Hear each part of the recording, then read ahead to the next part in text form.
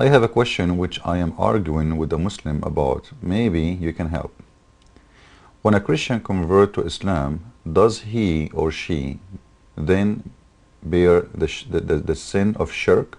Shirk mean, worshipping God, associating God with other God.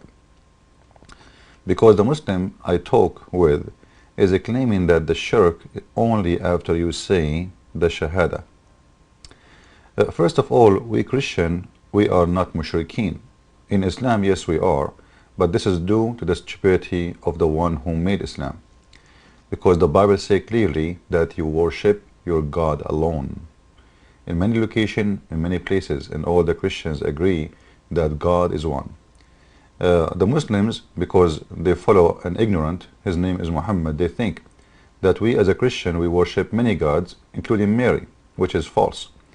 There is no Christian sect ever, and there is no Christian sect exist in this earth believe that God is many gods.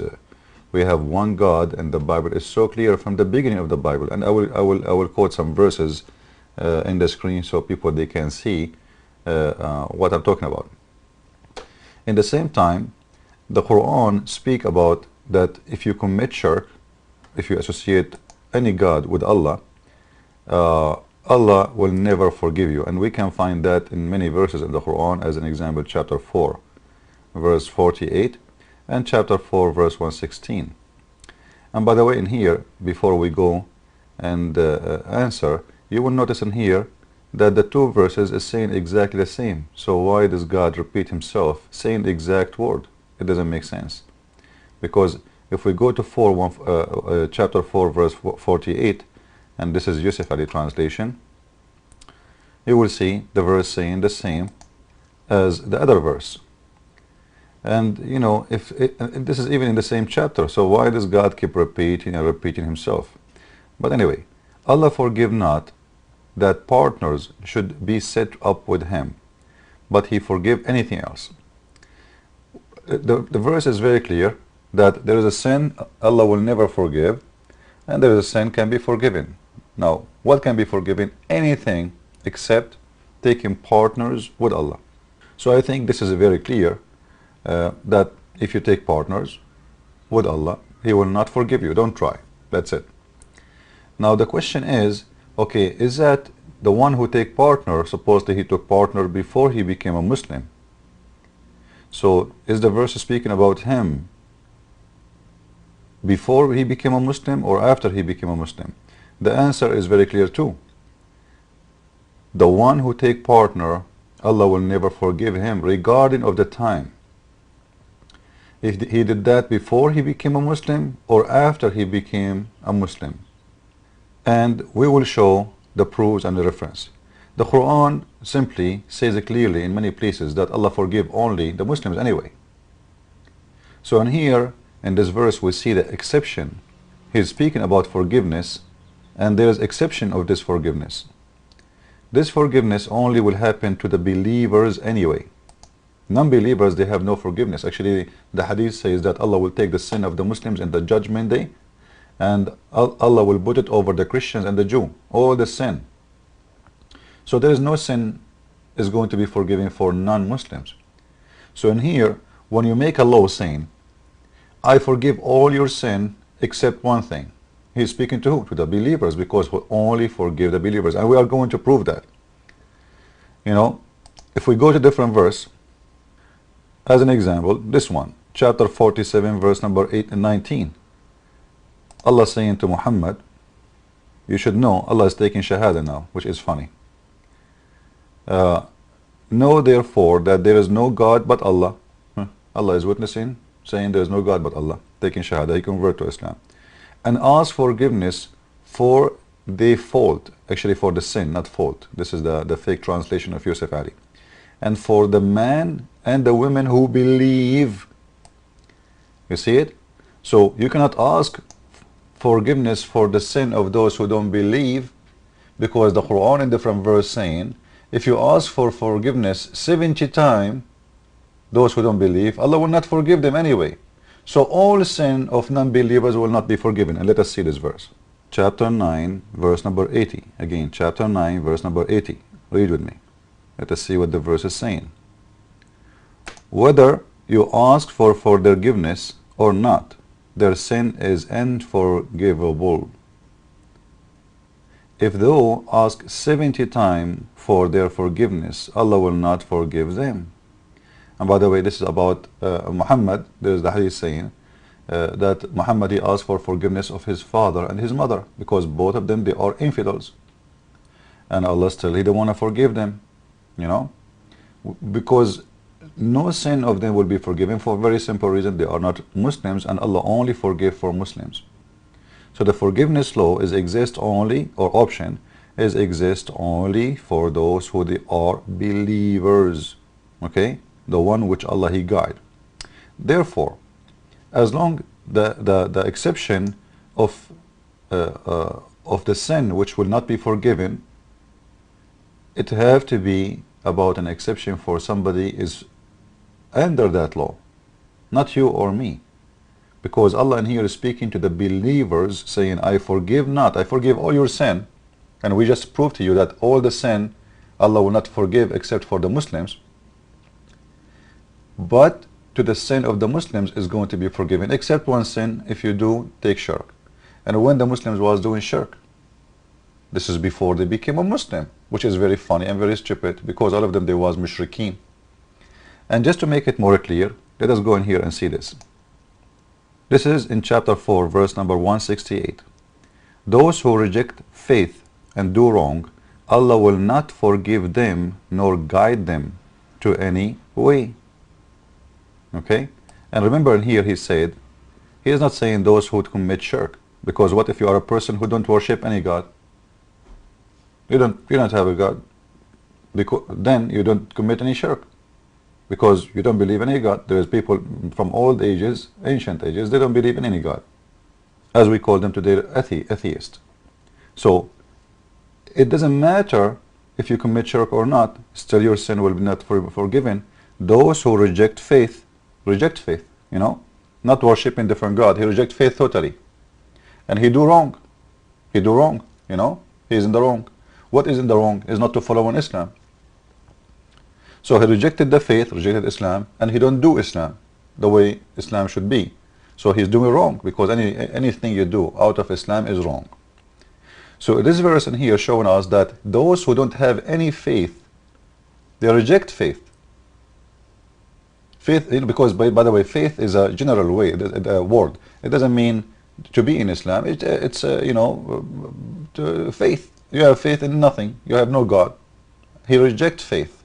He have no faith in nothing, and those must be atheists. So you reject faith and you do wrong, Allah will not forgive you. So again, Allah is insisting that forgiveness only for the Muslims, and Allah will not forgive them nor guide them. You see, there's two things in here connected: forgiveness and guidance. Allah guide who? Guide the Muslims. Then he forgive who? The Muslims. Therefore that verse is speaking about Allah will forgive the shirk, not, he will forgive not the shirk of those who commit shirk either before Islam or after Islam. And to make it more clear, I will show more verse, or one more verse. Before we finish this topic, in chapter 7 verse 191, it says that the mushrikeen is the one who worship the one who create nothing. The one who worship the one who create nothing. And this is what it says in this verse, as we see. Do they indeed ascribe to him as partners things that can create nothing, but are they themselves created? So the Muslim is a mushrik if he create a God. He cannot be a creator or the creator.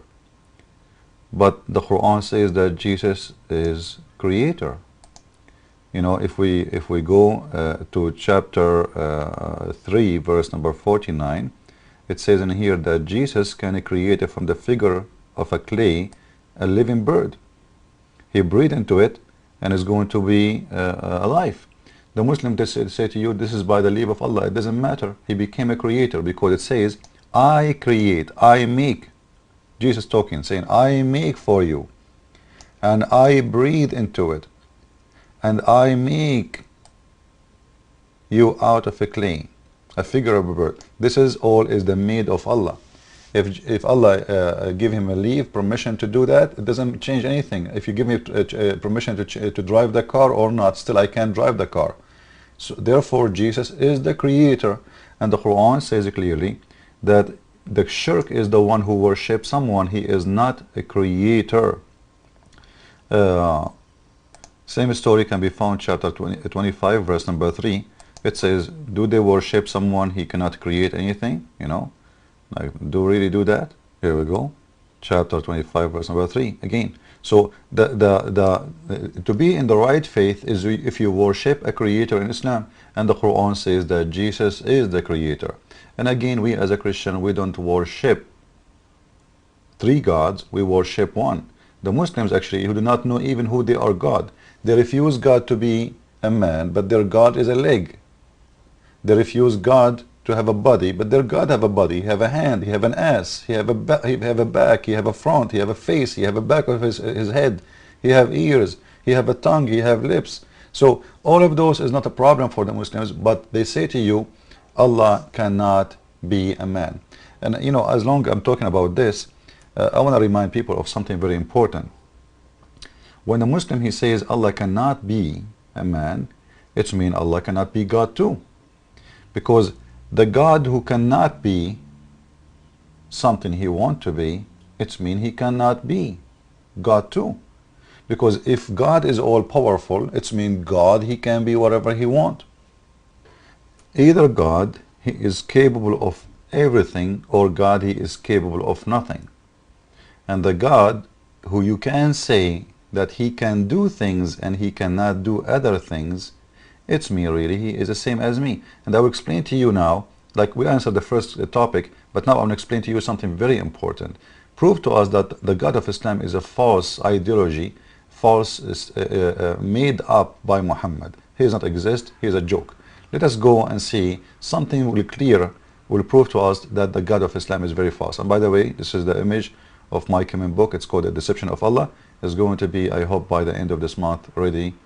Actually, not by the end, but in the beginning of the coming month, it's going to be ready for people to have it. It's volume number 1, and volume number 2 is going to be printed later.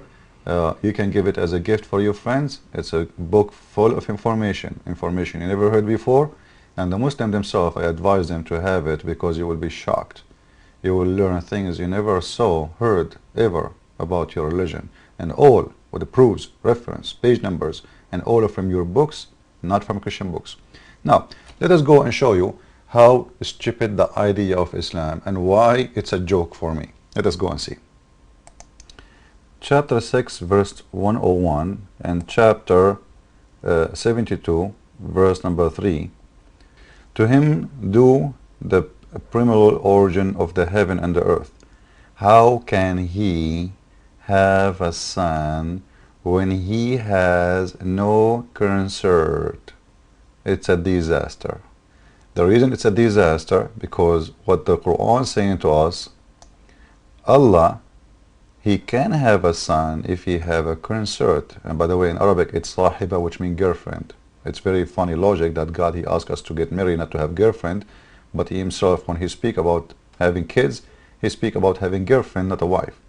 So how can he, so Allah cannot, because he don't have a girlfriend, but he can if he have a girlfriend. So he's the same as me, because I am the same, I'm a man, I cannot have a son unless I have a woman. So Allah and me is the same, because if Allah is all powerful, he should be able to have a son without girlfriend, because isn't he the creator? Can't he find a solution?